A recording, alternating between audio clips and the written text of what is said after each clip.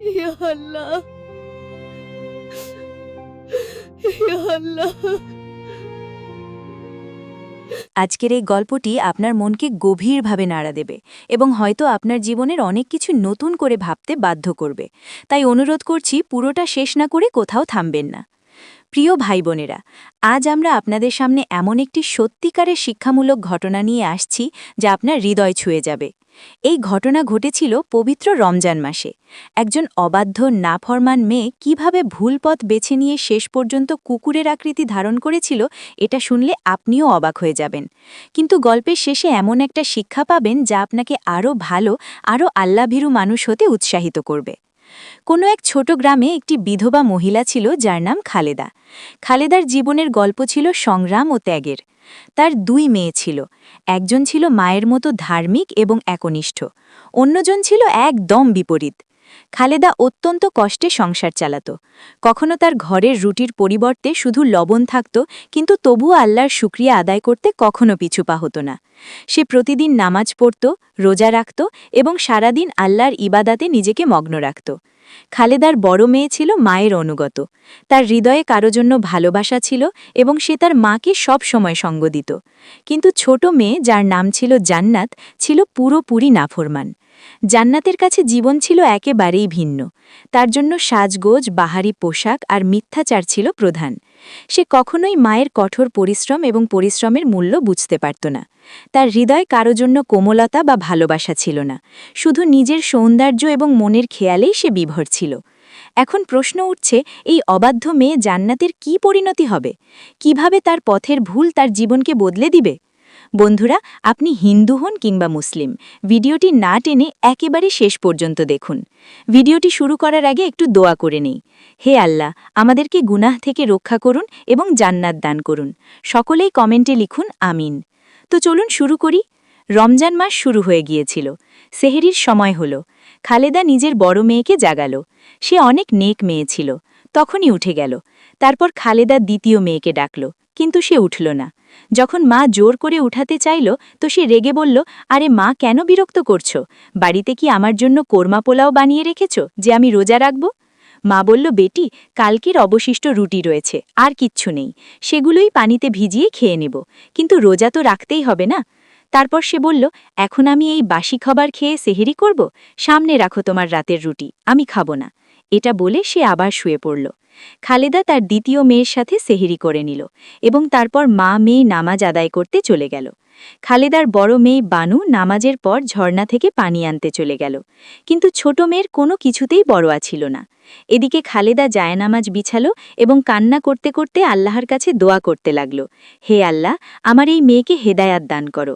Mobile তার সাথে যাবে না, সাজগোজ তার সাথে যাবে না, কিন্তু যদি কিছু যায় তো নামাজ যাবে, কুরআন যাবে, রোজা যাবে। হে মাবুদ, আমার মেয়েকে সঠিক রাস্তা দেখাও। ওদিকে বানু যখন ঝর্ণার কাছে পৌঁছালো, তো গরম অনেক বেশি ছিল। তার উপর সে সেহেরিতে কিছু রুটি খেয়ে রোজা রেখেছিল। তার অবস্থা খারাপ হয়ে গিয়েছিল, কিন্তু তার শুধু নিজের বুড়ো মায়ের চিন্তা ছিল। যখন সে ঝর্ণা থেকে পানি ভরে নিল এবং ফিরে আসতে লাগল, তো সে দেখল যে ঝর্ণার অন্যদিকে ছোট একটি ঝোপড়ি বানানো আছে, যেখানে অনেক বেশি খাবার রাখা ছিল। ঝোপড়ির বাইরে লেখা ছিল, এখান থেকে শুধু রোজাদাররাই খাবার নিয়ে যেতে পারবে। বানু এটা দেখে অনেক খুশি হল। যখন সে ঝোপড়ির কাছে গেল, তো সেখানে কোনো ভিড় ছিল না, কিন্তু একজন আল্লাহওয়ালা বুজুর্গ সেখানে কুরআন তেলাওয়াত করছিল। তার অনেক সুন্দর নূরের চেহারা দেখে বানু বলল, হে আল্লাহর বুজুর্গ, আমার ইফতারের জন্য খাবার চাই। বুজুর্গ তো সবকিছুই জানত। তিনি বানুকে কোনো প্রশ্ন করল না, শুধু একটি ব্যাগ উঠিয়ে বানুকে দিয়ে দিল, যেখানে খাবার দাবারের জিনিস ছিল। তারপর তিনি বললেন, বেটি, এখানে একদিনের রেশন। এখানে শুধু রোজাদারদের রেশন মিলে, কিন্তু ওয়াদা করো তুমি রোজা অবশ্যই রাখবে। যদি তুমি রোজা না রাখো তো এখান থেকে তুমি কিছুই পাবে না। বানু অনেক খুশি হল এবং রেশনের ব্যাগ নিয়ে বাড়িতে পৌঁছালো। যখনই সে তার মাকে ব্যাগ দিল, মায়ের খুশির কোনো সীমা রইল না। মা জিজ্ঞেস করল, বেটি, এই খাবার তুমি কোথায় পেলে? বানু বলল, মা, রাস্তায় একটি ঝোপড়ি ছিল, যেটা বিভিন্ন খাবারে ভরা ছিল। এর আগে আমি কয়েকবার পানি আনতে গিয়েছিলাম, কিন্তু আমি সেই ঝোপড়ি কখনো দেখিনি। কিন্তু সবচেয়ে অবাক করা বিষয় এটা ছিল যে সেখানে শুধু রোজাদাররাই ফ্রিতে রেশন পায়। আর মা, সেখানে যে বুজুর্গ থাকে তাকে দেখে আমার মন ভালো হয়ে গেছে। আমি আজ পর্যন্ত তাকে কখনো দেখিনি। তিনি আমাকে বলল যে যদি রোজা রাখো তবেই তোমার এই জিনিস মিলবে। মা বলল, বেটি, এটা আল্লাহর কারিশমা, আজ আমরা ক্ষুধার্ত হয়ে ঘুমাবো না। তারপর মা মেয়ে ইফতার বানালো। যখন ইফতার প্রস্তুত হয়ে গেল, রোজা খোলার শুধু কিছু সময় বাকি ছিল, তো কক্ষ থেকে বানুর ছোট বোন বাইরে বের হলো এবং বলতে লাগলো, বাহ, আজ তো অনেক সুগন্ধ আসছে। সে তাড়াতাড়ি খাবারের কাছে আসলো এবং খেতে লাগলো। বুড়ি খালেদা বলতে লাগলো, বেটি, কিছুক্ষণের জন্য থামো, রোজা খোলার সময় হয়ে গেছে। কিন্তু সে তার আগে বলল, তোমরা রোজা রেখেছ, তোমরা বাধ্য, কিন্তু আমার ক্ষুধা লেগেছে, আমার কোনো বাধ্যবাধকতা নেই, চুপচাপ আমাকে খেতে দাও। তারপর সে ইফতারের আগেই বেয়াদবের মতো খাবার খাওয়া শুরু করে দিল। না কোনো ধৈর্য, না কোনো সম্মান, শুধু এক ওয়াক্তেরই খাবার ছিল। কিন্তু সে তার মা এবং বোনের জন্য কিছুই রাখল না, শুধু 2টি খেজুর বেঁচেছিল। এমন সময় ইফতারের সময় হল, তো মা মেয়ে রোজা খুলল এবং একটি করে খেজুর খেল এবং পানি পান করে নিল। বড় বোন তো এটার উপরও রাজি ছিল, কিন্তু খালেদার তার ছোট মেয়ের জন্য অনেক কষ্ট হল। সে কান্না করতে লাগল এবং বলতে লাগল, একজন আমার মেয়ে কতটা সৎ, কত ভালো এবং আমার বাধ্যশীল, আর দ্বিতীয়টা ততই অযোগ্য, তার ওপর রোজা পর্যন্ত রাখে না। যুবতী মেয়ের ওপর যদি হাত ওঠায় তো গ্রামবাসী কে বলবে যে যুবতী মেয়েকে কেন মারছ? খালেদার বড় মেয়ে বানু বলল, মা, কোনো ব্যাপার নয়, শুধু দোয়া করো, আল্লাহ পাক যেন আমার এই বোনকে হেদারাত দান করে। এরপর মা মেয়ে মাগরিবের নামাজ আদায় করতে লাগল। যখন নামাজ শেষ করল তো বানুকে পিপাসা লাগল। সে দেখল যে কলসির সব পানি শেষ হয়ে গেছে। সে তার মাকে বলতে লাগল, মা, আমার পিপাসা লেগেছে এবং পানি শেষ হয়ে গেছে, আমি তাড়াতাড়ি ঝর্ণা থেকে পানি নিয়ে আসি।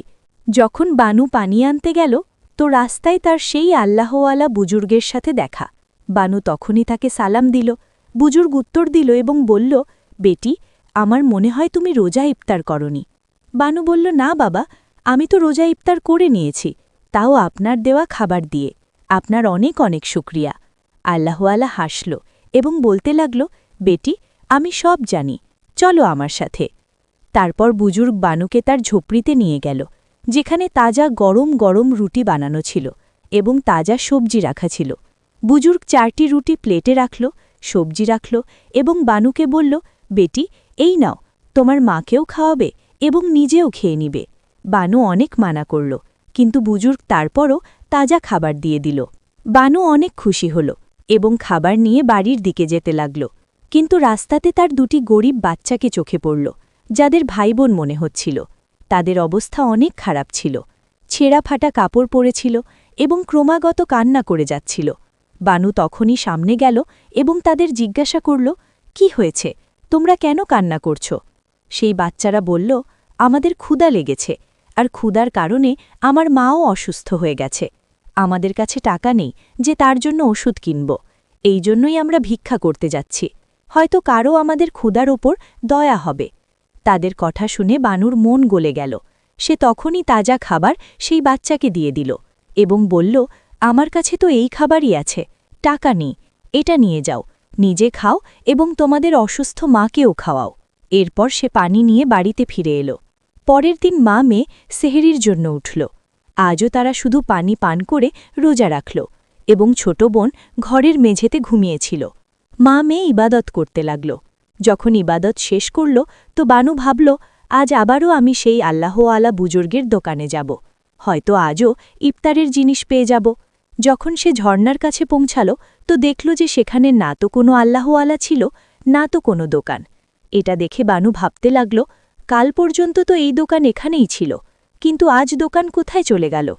আজকে রোজা রাখার জন্য তাদের বাড়িতে কোনো খাবার ছিল না এবং তার মা 2 দিন থেকে কিছুই খায়নি।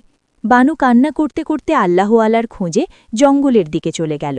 চলতে চলতে জোহরের নামাজের সময় হয়ে গেল। বানু ভাবল যে বাড়িতে যেতে যেতে তো নামাজ কাজা হয়ে যাবে, এজন্য সে একটি গাছের নিচে জোহরের নামাজ আদায় করল। যখন সে নামাজ শেষ করল তো সেখানেই তার আল্লাহওয়ালাকে চোখে পড়ল। আল্লাহওয়ালা বলল, কি হয়েছে বেটি, তুমি আমাকেই খুঁজতেছো না? এটা শোনার পর বানু অবাক হয়ে ভাবতে লাগল যে এই আল্লাহওয়ালা আমার সকল কথা কিভাবে জানতে পারে। তারপর বলল, হে আল্লাহওয়ালা, আমি অনেক চিন্তিত হয়ে গেছি। আমার মা 2 দিন থেকে শুধু পানি পান করেই রোজা রাখছে। আমি তো যুবতী মেয়ে, কিন্তু বুড়ি মায়ের জন্য মনে দুঃখ হয়। আল্লাহওয়ালা বলতে লাগল, বেটি, তুমি তোমার মায়ের জন্য চিন্তিত আছো? বানু বলল, জি হ্যাঁ, আমার মা বুড়ি হয়ে গেছে, কিন্তু আমি যখন থেকে বুঝতে শিখেছি কখনো তাকে নামাজ রোজা ছাড়তে দেখিনি। হয়তো বাড়িতে কিছুই না থাকুক, সে পানি খেয়ে রোজা রাখত। এরপর আল্লাহওয়ালা বানুকে বলতে লাগল, বেটি, আসো আমার সাথে। আল্লাহওয়ালা বানুকে সেখানে নিয়ে গেল যেখানে তার ঝোপড়ি খাবারে ভরা ছিল। এটা দেখে বানু অনেক অবাক হল।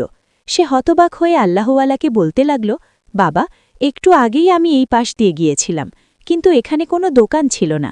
আল্লাহওয়ালা হাসল এবং বলতে লাগল, বেটি, এখন তো তোমার চোখে এসেছে না? চলো, তুমি এখন তাড়াতাড়ি এই দোকানের ভিতর বসে খাও। আজ থেকে তুমি এখানে দেখাশোনা করবে, এবং তার বদলে তুমি এখান থেকে সেহরি এবং ইফতারের জিনিস পাবে। বানু বলল, বাবা, আমি বাড়িতে বলে আসিনি। আজ আমাকে বাড়ি যেতে আর মাকে বলে আসতে হবে, যাতে আমার মা চিন্তা না করে। এরপর বানু বাড়ি থেকে অনুমতি নিয়ে আল্লাহওয়ালার সেই দোকানে বসে গেল। তার এই বিষয়টা নিয়ে আনন্দ হতে লাগল যে আল্লাহওয়ালা কতটা নেক ব্যক্তি। যেই তার কাছে রোজা ইফতারের জন্য জিনিসপত্র নিয়ে আসত, সে তাকেই ফ্রিতে দিয়ে দিত। এখন এই দায়িত্ব বানুর ওপর এসে পড়েছিল। শুধু মানুষদের এটাই প্রশ্ন করা হতো, তুমি রোজাদার কিনা? যে রোজাদার হতো তার খাবার মিলত, কিন্তু যে গরিব, এটিম এবং অসহায় হতো তাদেরকেও আল্লাহওয়ালা এভাবেই রেশন দিয়ে দিত। এইভাবেই বানুর সারাদিন অনেক আনন্দের সাথে কেটে গেল। আসরের নামাজও সে আল্লাহওয়ালার সাথেই আদায় করল। তারপর ইফতারের আগে আগে সে আল্লাহওয়ালার কাছে রেশনের ব্যাগ নিল এবং তার বাড়ির দিকে যেতে লাগল। আল্লাহওয়ালা বানুকে ডাকল এবং বলতে লাগল, বেটি, তোমার যে ছোট বোন বাড়িতে পড়ে শুয়ে থাকে তাকে আমার সাথে অবশ্যই দেখা করাবে। বানু অবাক হয়ে আল্লাহওয়ালার দিকে দেখতে লাগল এবং ভাবতে লাগল, আমি তো আমার বাড়ির বিষয়ে কখনো কথা বলিনি। আসলে এই আল্লাহওয়ালা সব কথা কিভাবে জানতে পারে? মনে হয় তিনি অনেক জ্ঞানী মানুষ। তারপর বানু বলল, বাবা, ঠিক আছে, আমি সর্বোচ্চ চেষ্টা করব যেন সে আমার কথা শোনে। আল্লাহওয়ালা বলল, বেটি, তুমি তোমার বোনকে গিয়ে বলবে যে যেখানে আমি কাজ করি তুমিও সেখানে চলো। সেখানে তোমাকে অনেক সুন্দর পোশাক এবং গয়না দেওয়া হবে। বানু মনে মনে ভাবল, এই কথা শুনে তো আমার ছোট বোন অবশ্যই আসবে। এটা ভেবে সে বাড়ির দিকে চলে গেল। বাড়িতে এসে বানু ইফতারের সকল জিনিস তার মাকে দিল। দুই মা মেয়ে মিলে ইফতার বানালো। কিন্তু আজ তার ছোট বোন যখন সামনে গিয়ে ইফতারের খাবার খেতে চাইল, তো খেতে খেতে তার পেট ভরে গেল, কিন্তু আল্লাহর হুকুমে সেই খাবার শেষ হল না। তারপর দুই মা মেয়ে মিলে পেট ভরে ইফতার করল। এতদিন পর মা মেয়ে পেট ভরে রোজার ইফতার করল। তারা আল্লাহ তাআলার শুকরিয়া আদায় করল। কিন্তু তার লোভী এবং অহংকারী বোন শুধু এটাই ভাবছিল যে আসলে এই খাবার বেড়ে যাচ্ছে কেন, এগুলো শেষ হচ্ছে না কেন? যদি এভাবেই খাবার শেষ না হয় এবং বেড়ে যায় তো আমাকে তো রোজা রাখতে হবে, আর এটা আমি কখনোই করতে পারবো না। বানু তার ছোট বোনের দিকে দেখছিল। তাড়াতাড়ি বলল, যেখানে আমি কাজ করি সেখানে যে আল্লাহওয়ালা বুজুর্গ রয়েছেন তিনি তোমাকে ডেকেছেন। তো সে তৎক্ষণাৎ বলল, কেন, কি কারণ? আমি তার কাছে কেন যাব? কেন, তোমার কি আমার কাজ মেয়ে মনে হয়? বানু বলল, আরে না, তোমাকে কাজ করতে কে বলেছে? তিনি তোমাকে কাজ করা ছাড়াই এমন জিনিস দিবে যা তোমার আজ পর্যন্ত স্বপ্নই রয়ে গেছে।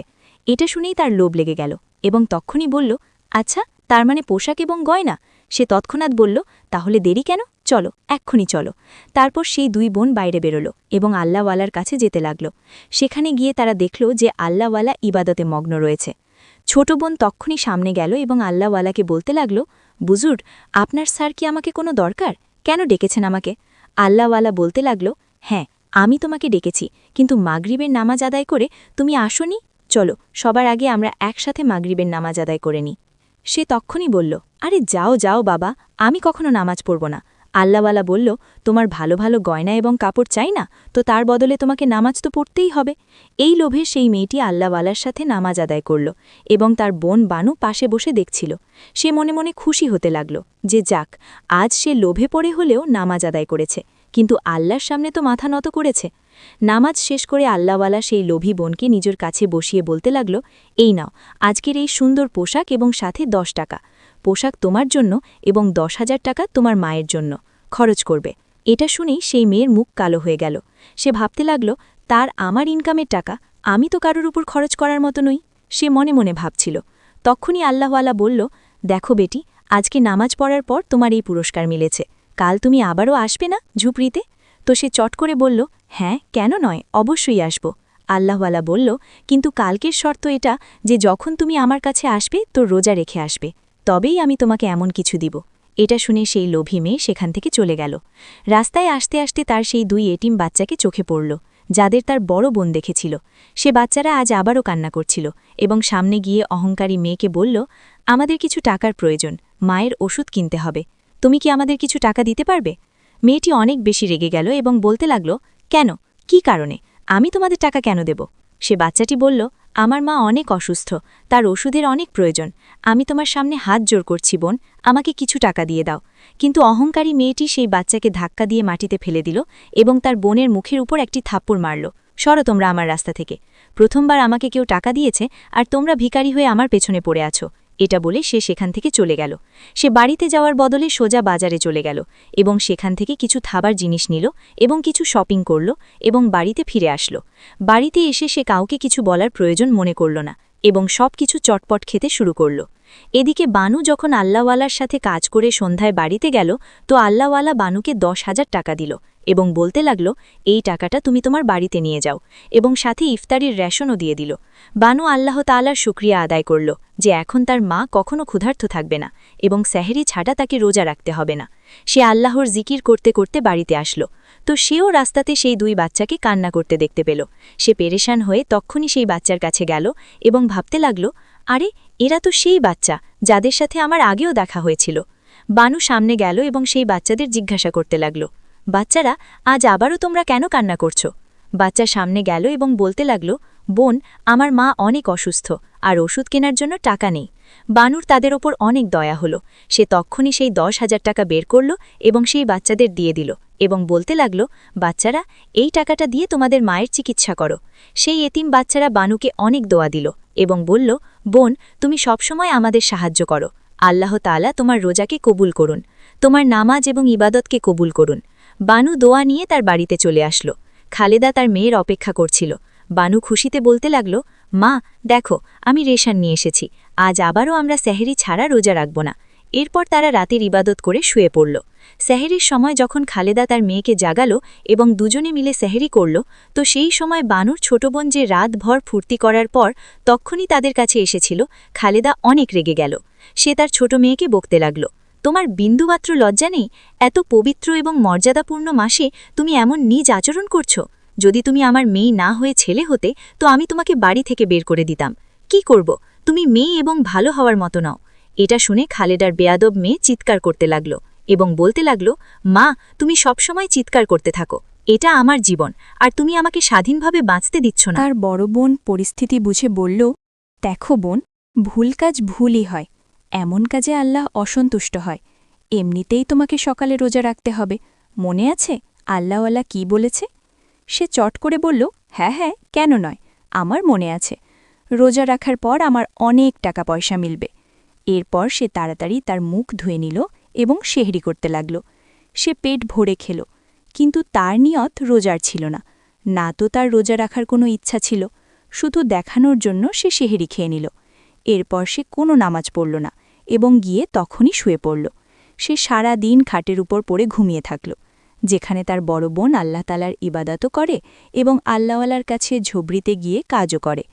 মানুষদের খেদমত করতে থাকত, রেশন মেলাতে থাকত এবং তার সাথে এক ওয়াক্ত নামাজও কাজা করত না। এমন সময় আল্লাহওয়ালা বলতে লাগল, বানু বেটি, মনে হয় আজ তোমার বোন আসবে না। বানু বলল, বাবা, এমনটা একদমই হতে পারে না, আপনি যা বলেছেন সে নিশ্চয়ই আসবে।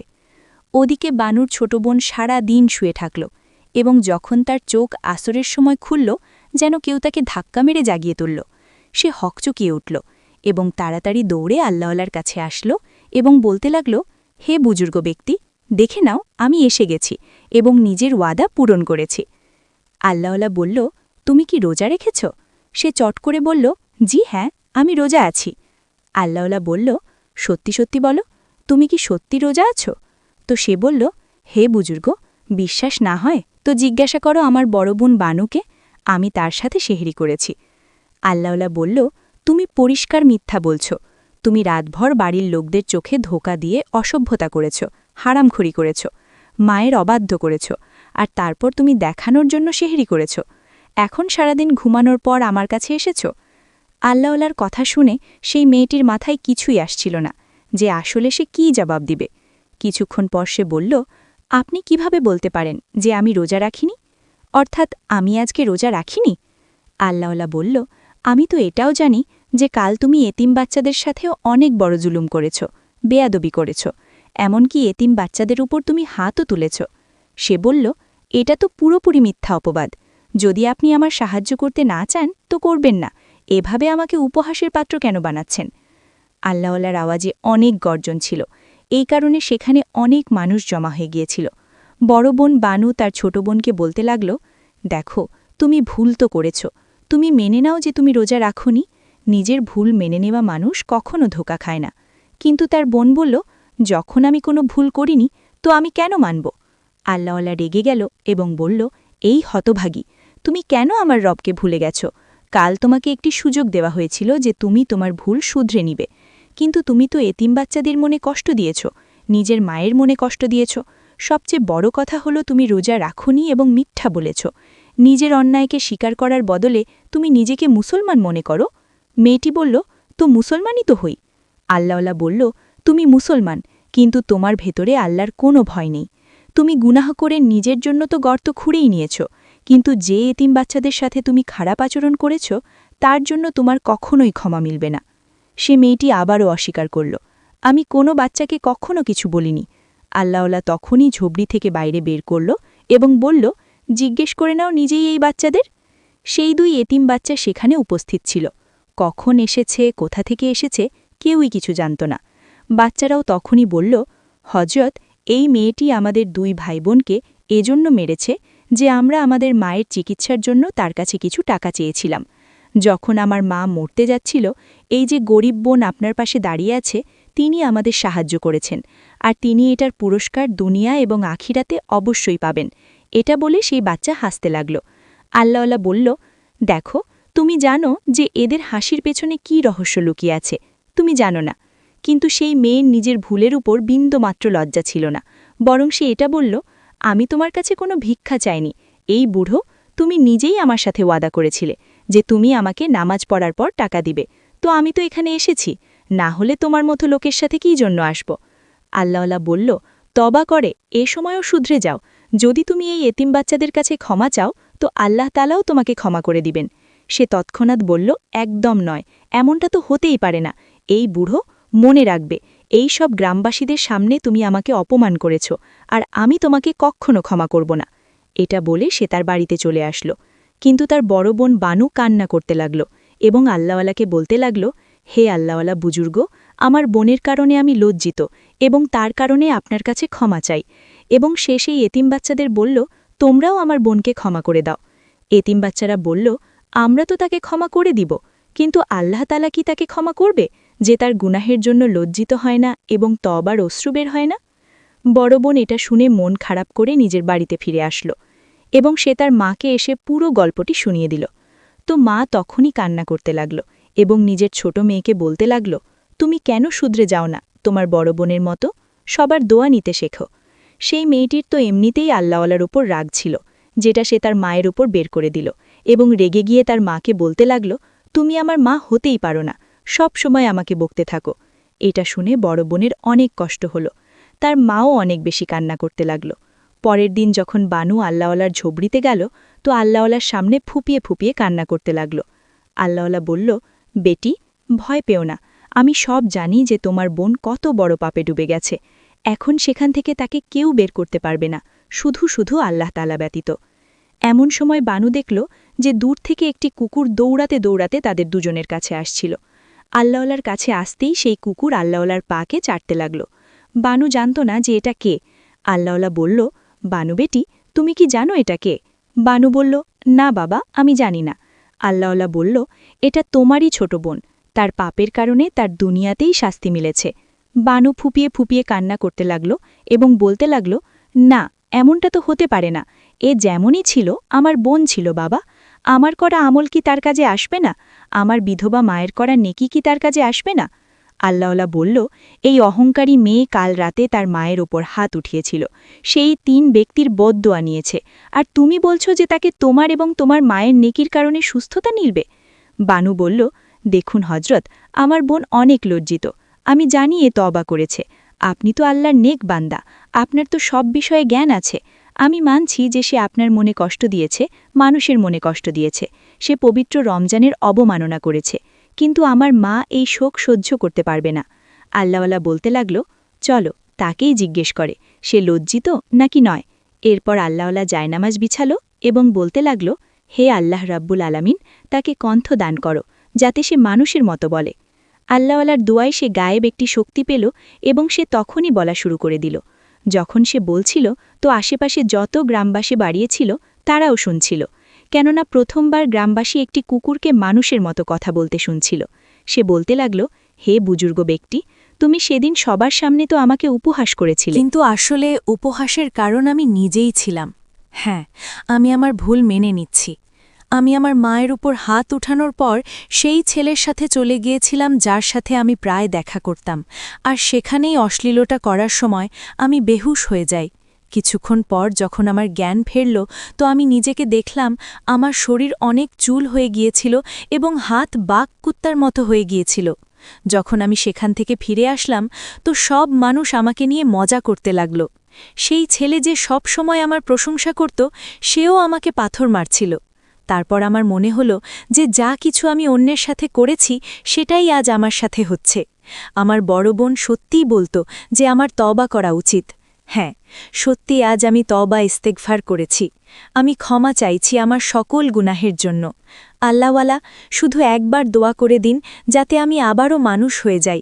আল্লাহওয়ালা তখনই বলল যে আমি তোমার জন্য নিশ্চয়ই দোয়া করব, কিন্তু আমার দোয়ার চেয়ে বেশি তোমার সেই এতিম বাচ্চাদের দোয়া কাজে লাগবে, যাদের উপর তুমি অত্যাচার করেছিলে, এবং তারপর তোমাকে তোমার মায়ের কাছেও ক্ষমা চাইতে হবে।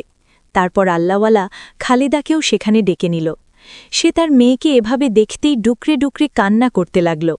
আর বানু কান্না করতে করতে সেই এতিম বাচ্চাকে বলল, আমার কারণে হলেও আমার বোনদের জন্য দোয়া করো যেন সে আবার মানুষ হয়ে যায়। দেখো না, আমার মা কিভাবে ছটফট করছে। সেই এতিম ছেলেটি তাড়াতাড়ি মাটিতে হাঁটু গেড়ে বসে গেল এবং হাত উঠিয়ে দোয়া করতে লাগল। তার দোয়া করার সাথে সাথেই বানুর ছোট বোন আবার কুকুর থেকে মানুষ হয়ে গেল এবং তৎক্ষণাৎ এতিম বাচ্চার কাছে আসল এবং বলতে লাগল, এখন শুধু আমার বড় বোনই তোমাদের সাহায্য করবে না, বরং আমিও তোমাদের সাহায্য করব। শুধু আমার তোমাদের হাসি এবং তোমাদের দোয়া চাই। তারপর সে দৌড়ে তার মাকে জড়িয়ে ধরল এবং ক্ষমা চাইতে লাগল। মা, আমি অনেক অবাধ্য ছিলাম, আমি অনেক গুনাহ করেছি। হে আমার প্রিয় মা, আমাকে ক্ষমা করে দাও। তার মায়ের হৃদয় অনেক নরম ছিল। সে তখনই তার মেয়েকে কসমা করে দিল। তারপর আল্লাহওয়ালা বলল, যা আমি তোমাকে ওয়াদা করেছিলাম আজ আমি সেই ওয়াদা পূরণ করব। আমি বলেছিলাম না যে রোজা রাখার পর তোমাকে উপহার দিব? এই নাও তোমার উপহার।